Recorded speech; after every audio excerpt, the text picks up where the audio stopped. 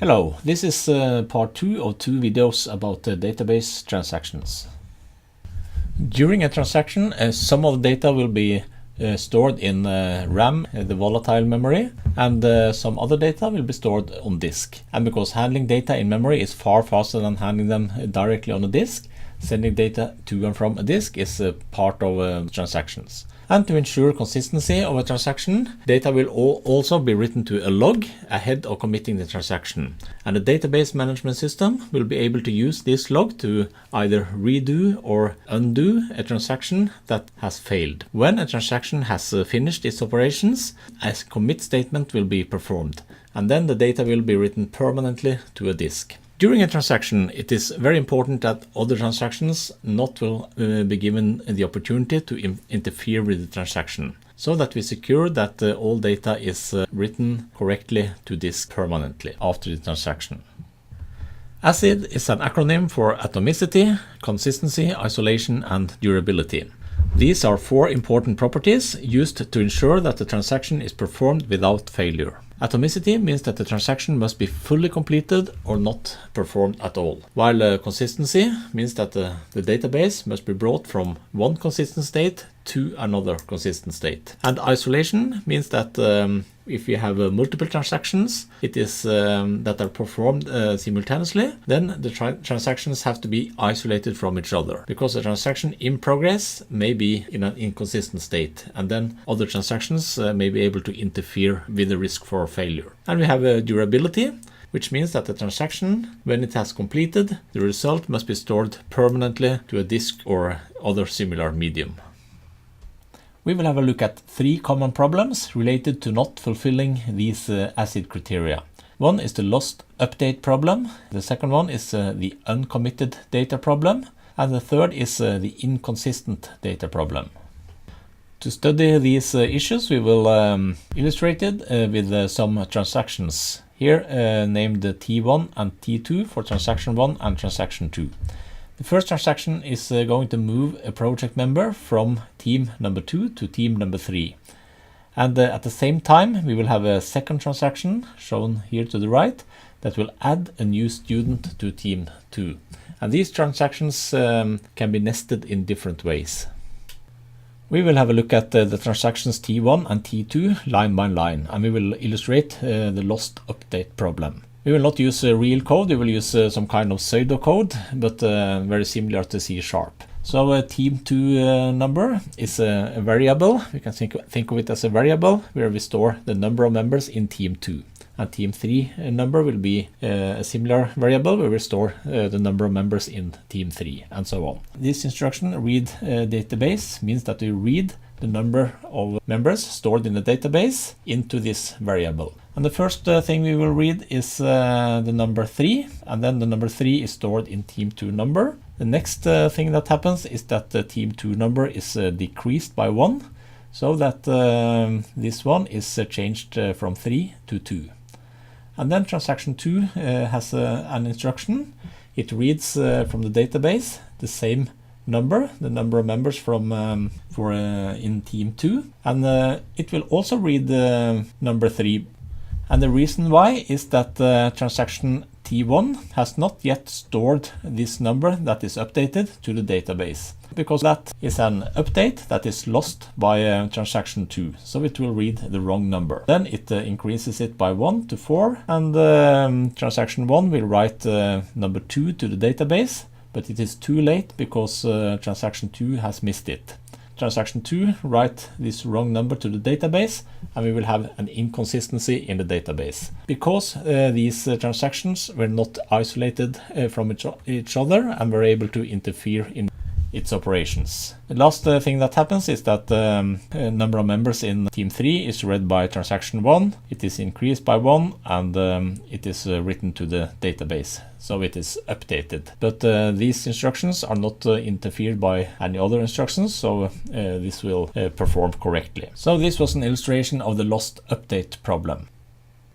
The uncommitted data problem, or dirty read, will also be illustrated by using 2 transactions. The first thing that happens is that transaction T1 will read the number of team members in team 2, which is 3, and it is read from the database. It decreases this number by 1, so that the new number stored in this variable, team 2 number, is 2. To write this new number, update the database, so that it will be corrected with a new number. Then it will have the value 2 stored in the database. Transaction 2 will read the number of team members in team 2. It will read this number because it is correctly stored in the database, so that's okay. Then it will increase it by 1, so that it increases to 3, and it will update the number value stored in this variable to the database, so that the database now have this number registered instead of 2. But if something has gone wrong during this transaction, so that it will be rolled back, this number 2 will be deleted by the rollback method, so that the database is brought back to its last consistent state, where the number of members in team 2 were registered as 3. So this rollback is correct, but that means that the transaction 2, which read the number 2 before the rollback, has read a number that is not registered permanently in the database. And that is called a dirty read, because the data it read was not the final data. And that leads to a failure in the database, because the transaction 2 should have read the number 3, which it is rolled back to, and then incremented it by 1, and then stored number 4 in the database instead. That is a situation called the uncommitted data problem.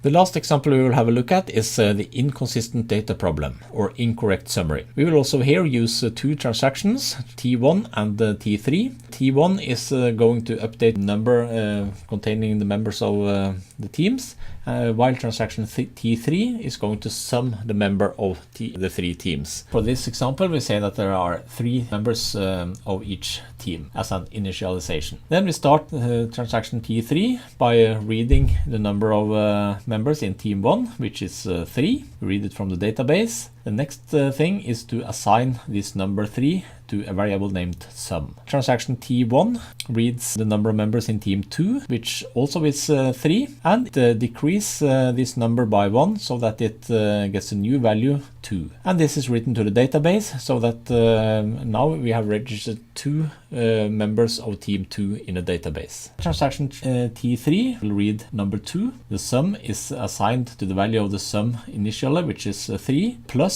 the new number of team members read from team 2, so that the sum now is 2 plus 3, which is 5. The next thing that happens is that this transaction also read the number of team members in team 3, which is also 3. We said that all teams had 3 members to start with. It calculates the new sum, which is 5, plus 3 members from team 3, which is 8. Transaction 1 reads the number of members in team 3, which is 3, and it adds a new member to this team, so that it has 4 members. And this is written to the database, so that team 3 now have 4 members. So these two operations could, for instance, be that we removed one member from one team and inserted the same member into another team. The problem now is that transaction 3 has not used this number 4 in its sum, because this number was updated after this sum was calculated. What we can see is that transaction 3 has read number 2, which was correct, because that was after it was updated, but it has read the wrong number here for team 3. It had read one correct number and one incorrect number, and that is a typical sign of an inconsistent data problem, which leads to a failure in the database. We have stored wrong data.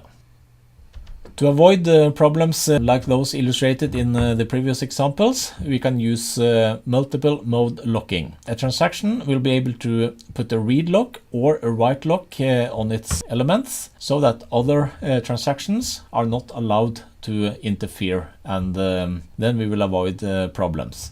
We have two kinds of locks.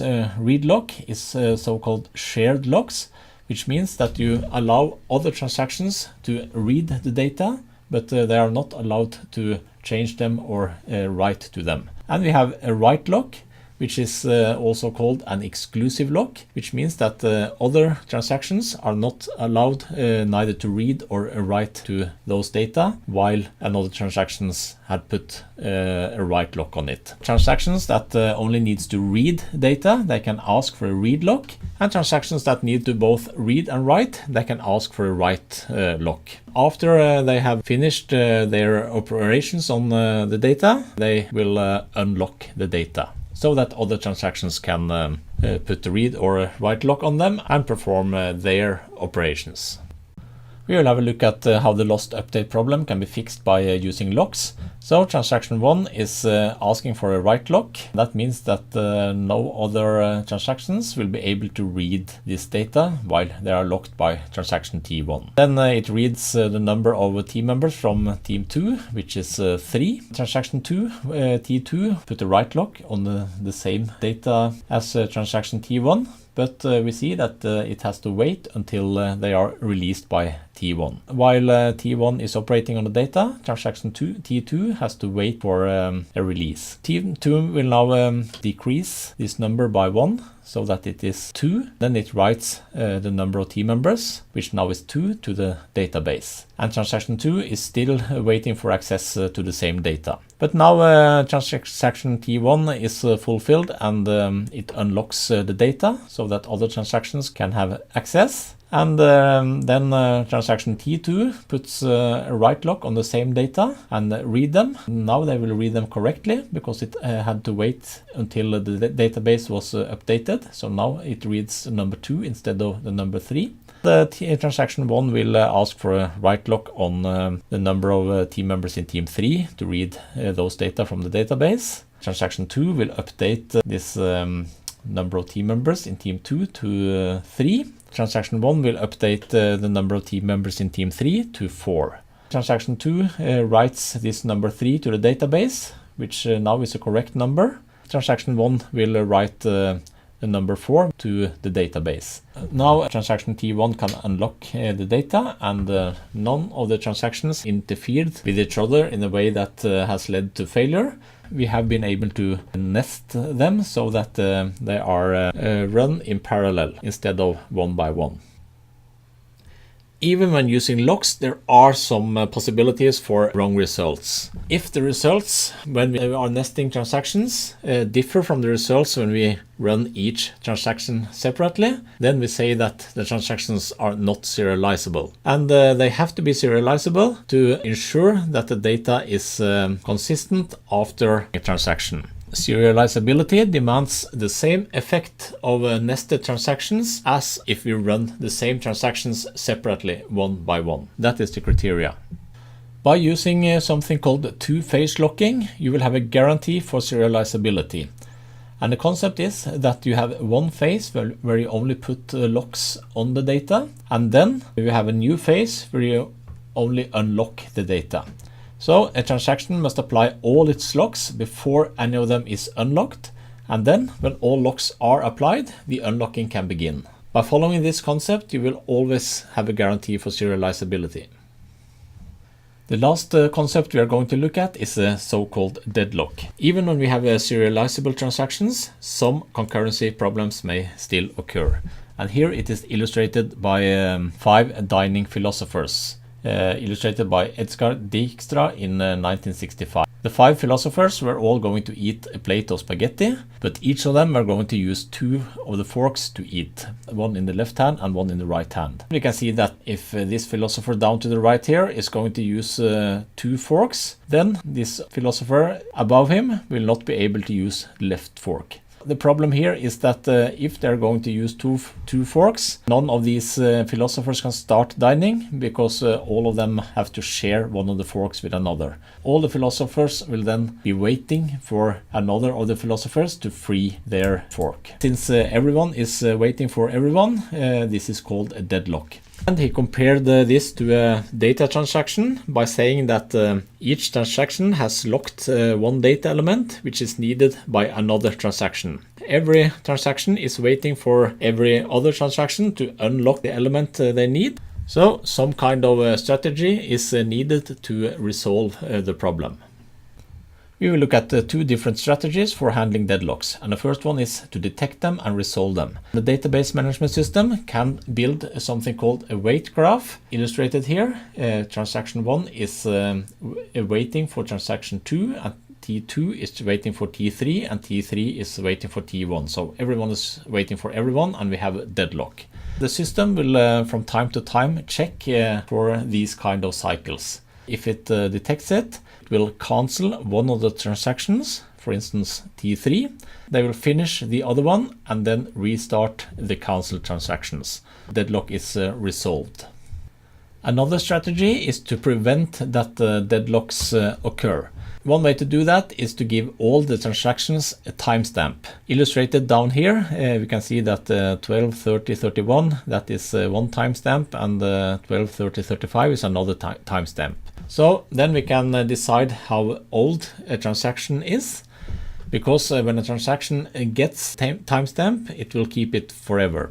And then the strategy is that if a younger transaction tries to put lock on an element that already is locked by an older transaction, then the newer transaction are terminated and will have to retry later. But when an older transaction tries to put lock on it, they are put in a queue. So then they will never have to wait for the younger transactions because they are not queued. But the younger transactions, when they have to retry later, then their timestamp is still the same as the one they got the first time. So now they are older, and the older they get, the more likely it is that they don't have to wait for another transaction. So that is another strategy to prevent deadlocks.